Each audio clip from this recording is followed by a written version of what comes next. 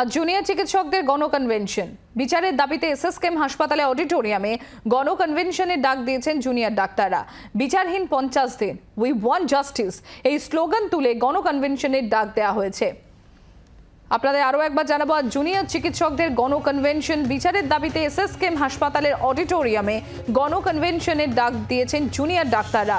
বিচারহীন 50 দিন, we want justice এই slogan তুলে গণকনভেনশনের ডাক দেওয়া হয়েছে।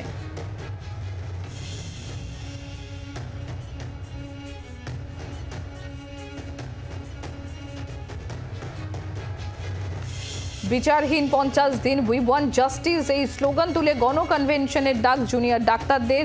কনভেনশনে কারা কারা থাকবেন সেই নিয়ে ইতিমধ্যেই জল্পনা শুরু হয়েছে। আজ জুনিয়র চিকিৎসকদের গণকনভেনশন এসএসকেএম হাসপাতালের অডিটোরিয়ামে হবে এই গণকনভেনশন। বিচারের দাবিতে এসএসকেএম হাসপাতালে অডিটোরিয়ামে গণকনভেনশনের ডাক দিয়েছেন জুনিয়র চিকিৎসকরা। বিচারহীন 50 দিন, উই ওয়ান্ট জাস্টিস এই স্লোগান তুলে গণকনভেনশনের ডাক দেওয়া হয়েছে। অর্কদীপ্ত আমাদের প্রতিনিধি রয়েছেন আমাদের সঙ্গে। অর্কদীপ্ত, বিচারহীন 50 দিন, উই ওয়ান্ট জাস্টিস আর এই স্লোগান নিয়ে আজ গণকনভেনশনের ডাক জুনিয়র ডাক্তারদের। সম্প্রতি দেখো, তারা যেদিনকে স্বাস্থ্য ভবন থেকে নিজেদের অবস্থান বিক্ষোভ তুলে নিয়েছিলেন তখনও কিন্তু সরকারের সাথে তারা বলেছিলেন যে একটা নির্দিষ্ট সময়সীমা দেওয়া হচ্ছে, তাদের যে মূল দাবিগুলো বা এই যে নির্যাতিতার হত্যা যে আসল দোষী কারা সেটা খুঁজে বার করতে হবে এবং একটা টাইমলাইন দিয়ে দিয়েছিলেন।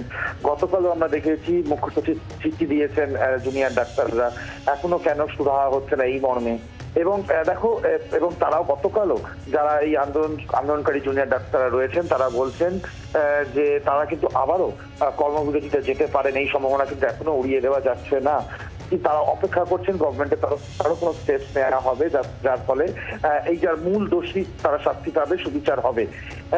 এই মর্মেই কিন্তু তারা আজকে মাস কনভেনশন রেখেছে, গণকনভেনশন রেখেছেন আমার এসএসকেএম হসপিটালের 4টের সময়। এবং এখানে সমস্ত মেডিকেল কলেজের যারা রিপ্রেজেন্টেটিভ আছেন তারা এসে উপস্থিত হবেন এবং তাদের মধ্যে এই কনভেনশনের মাধ্যমেই পরবর্তী কোর্স অফ অ্যাকশন কি, তাদের আন্দোলন কোন পথে যাবে, কি রূপ নেবে সেটা কিন্তু তারা ডিসাইড করবেন। ফলে দেখো, আজকের এই কনভেনশনটা কিন্তু অত্যন্ত গুরুত্বপূর্ণ এবং তার সঙ্গে সম্প্রতি একটা জিনিস বললে চলবে না।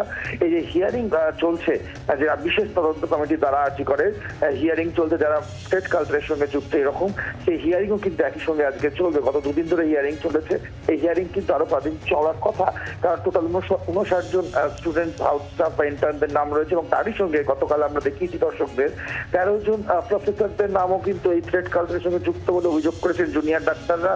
এবং প্রিন্সিপাল এবং এমএসডিপি এই 13 জনের স্টেট কালচারের সঙ্গে যুক্ত কিনা সেটা ইনভেস্টিগেট করার জন্য আবেদন জানিয়েছে এই এনকোয়ারি কমিটিকে। তো সব মিলিয়ে আবারও খানিকটা উত্তাল হয়ে রয়েছে আরজিকর। একদিকে যেমন মাস কনভেনশন রয়েছে, আরেকদিকে হিয়ারিং চলবে আজকে। তো এর পরবর্তী কি হতে পারে আজকে এই কনভেনশনের পর কিন্তু অনেকটাই পরিষ্কার হবে। সম্প্রতি বাংলার আওয়াজ, বাঙালির আবেগ, জি 24 ঘন্টা।